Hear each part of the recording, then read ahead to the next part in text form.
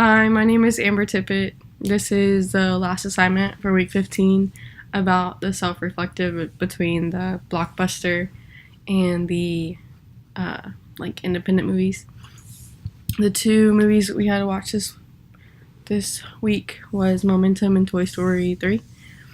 And what stood out to me in the Momentum movie was there was no big actors that you've really heard of.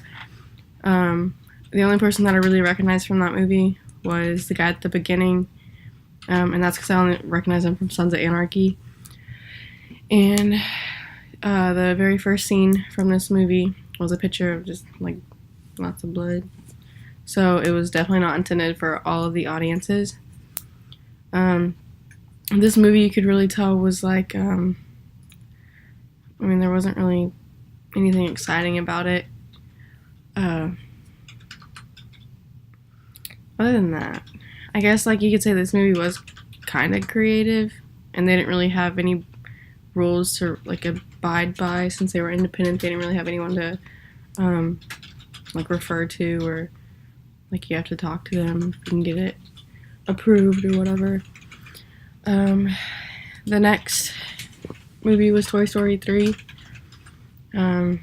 I can't say anything negative about Toy Story 3 because I don't want to ruin a childhood movie along with anybody else.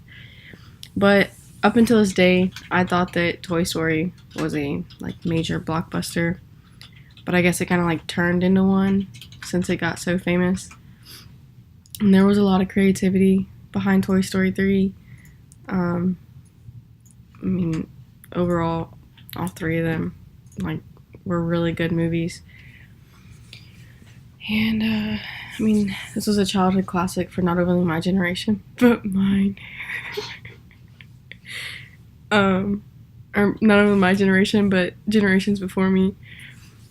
The one movie that stood out to me this whole semester and that surprised me the most was it was from week 13. It was over the Chinese internationalism. It was called In the Mood for Love. And that's because in this movie there were so many different aspects that just stood out, from the husband when he would go off and talk to people, or talk to, I guess, this one person.